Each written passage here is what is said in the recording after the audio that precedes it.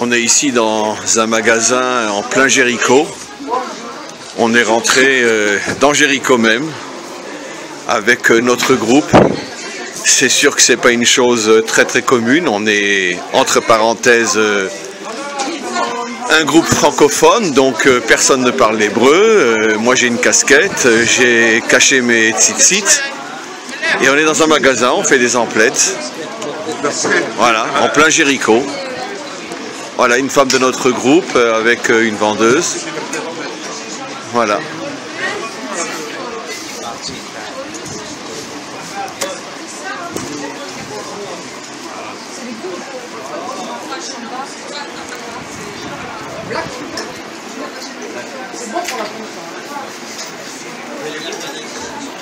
Voilà, c'est assez impressionnant de se retrouver dans une ville entièrement sous l'autorité palestinienne.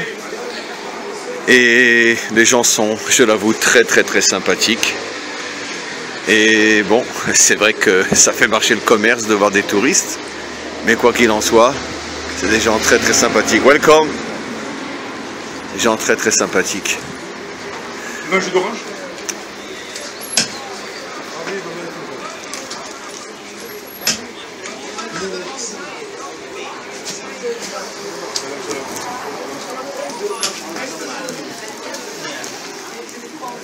Voilà, c'est sûr que c'est une chose qui n'est pas fréquente et commune de pouvoir se retrouver à faire des emplettes dans un magasin qui est complètement sous le contrôle de l'autorité palestinienne. Et ma femme m'a fait un cadeau, elle m'a acheté une théière pour faire du café turc. Donc à chaque fois maintenant que je préparerai un cours et que je prendrai mon café turc, je me rappellerai que j'étais à Jéricho.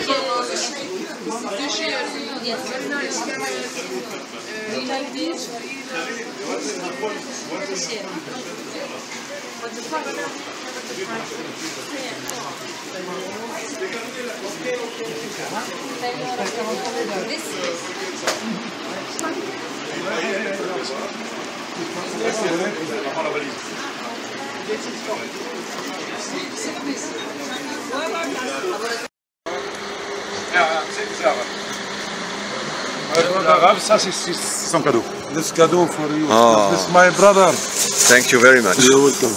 Habibi brother. What's Thank your you name? very much. Chaim. My name Abu Farid. All the time talk with the driver. I want to go. Viens, je te prends une photo avec lui. Viens, je te prends une photo avec lui. Ah non, mais avec ça, au moins tu prouves qu'il t'a fait un cadeau. Voilà. Habibi brother. Voilà, on est arrivé au temps des temps. Regardez.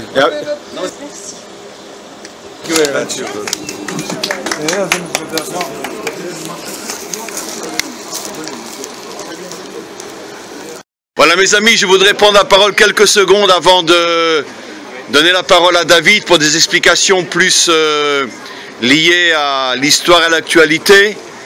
J'avoue que bon, c'est très impressionnant de se retrouver ici tous ensemble à Jéricho. Comme vous le savez, on est dans une ville qui est complètement, totalement sous l'autorité palestinienne. Et donc c'est pas fréquent pour quelqu'un comme moi de pouvoir me retrouver ici. Comme je vous l'ai dit dans le bus, avant les accords, je ne vais pas prononcer le nom et tout ça, vous m'avez compris. Avant les accords, j'étais déjà venu de nombreuses fois ici, comme des milliers d'autres. On rentrait, on sortait, on s'arrêtait, on parlait avec les gens. On n'a jamais été autant en paix qu'avant les accords.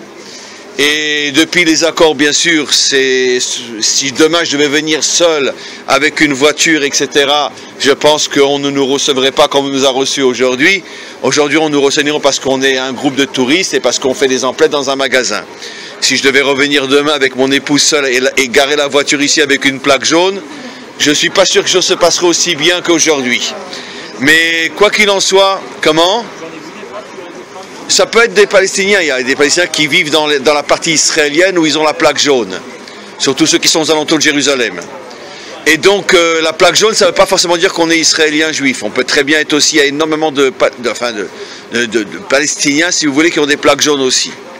En tout cas, je voulais juste rajouter un mot avant de passer la parole à David, parce que c'est tellement fort et je ne peux pas ne pas le dire. Regardez, c'était pas du tout prévu qu'on se retrouve à Jéricho, parce que c'était pas du tout prévu que, je ne peux même pas imaginer que je pourrais arriver ici. Et c'était pas prévu même dans le programme. On devait faire autre chose aujourd'hui, et comme vous le savez, dans tous les journaux hier, c'était marqué que ce serait le déluge en Israël, et grâce à vous, on a eu un temps magnifique. C'était prévu qu'on fasse autre chose, mais le maître du monde a dit, le guide, c'est moi. Voilà. Et donc, je veux vous voir à Jéricho. Et je me suis posé la question, mais pourquoi? Mais parce qu'en vérité, ça correspond d'une certaine manière à tout le parcours qu'on a fait. Puisqu'on a commencé à Hebron, l'endroit où finalement a commencé l'histoire d'Israël. Puisque, oui, donc qu'est-ce que je parle moi? Et donc, c'est là où a commencé l'histoire de très bien, là-bas, l'histoire de Et puis après, on est monté, puisque après, Yosef a demandé à être enterré à on y était aussi. Et puis après, finalement, l'histoire continue. Et quand on rentre pour la première fois où on arrive, ici. Donc regardez de manière providentielle la boucle que Hachem nous fait faire. On commence avec Abraham. Après, quand on arrive à Shrem, Naplouse, et puis après, la conquête se fait ici. C'est-à-dire qu'on suit un ordre. Notre parcours suit aussi un ordre historique. C'est incroyable. Et tout à l'heure, où on va se rendre? On va terminer en beauté. On va se rendre où? À l'endroit où on reviendra tous ensemble, main dans la main, au moment où on va inaugurer le 3e temple. Ça veut dire que notre parcours, il est porteur d'un symbole incroyable. On a reproduit toute l'histoire finalement, depuis Abraham jusqu'à la délivrance finale, le 3e temple. Et c'est avec vous qu'on fait ça. C'est extraordinaire. Je tenais juste à vous dire un secret, ma femme n'écoute rien. Elle m'a plusieurs fois dit pendant le séjour, quel groupe incroyable. Ah, ce sont des gens vraiment... Et non, mais t'as rien entendu. Voilà. Et donc, vraiment, on est très touché par la profondeur, l'intelligence, la sensibilité de ce groupe absolument incroyable. Et j'espère qu'on ne va pas se perdre de vue. Hein. On va continuer à se voir. En septembre, en principe, on refait un séminaire à Strasbourg. Essayez de venir, on vous en reparlera. Mais il faut absolument qu'on garde un contact parce que je sens que quelque chose de fort s'est créé entre nous. Et voilà, donc merci au Maître du Monde de nous avoir fait, sans qu'on l'ait prévu, fait tout le parcours finalement de toute l'histoire. Et on termine en beauté tout à l'heure, encore une fois, à Jérusalem. Et merci à tous et à toutes. On n'a bien sûr pas terminé, on va encore se voir, entre autres demain soir, après le repas. On va refaire encore une fois une grande discussion entre nous tous. On traitera le thème que notre ami a évoqué hier, mais c'était déjà trop tard pour aller plus loin. Le thème sur le bien et le mal, comment Dieu finalement laisse parfois le mal agir avec tellement de méchanceté. Et voilà, en attendant, je redonne la parole à David. David, et voilà, c'est pour toi maintenant. Ben, c'est toi qui devais parler. Voilà, mais oui, mais il a raison. Tout ce qu'il a dit, c'est vrai. Je ne sais pas ce qu'il a dit, mais tout ce qu'il a dit, c'est vrai. Je ne vais pas lui dire que c'est faux. Donc, regardez, simplement, je vous dis, simplement, venez avec moi, je vous dis quelque chose. C'est tout des grottes qu'elle a dedans.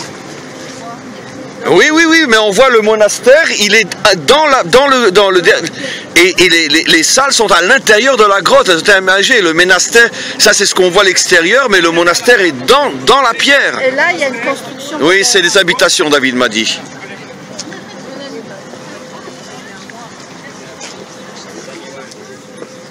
Regardez les amis, suivez mon doigt.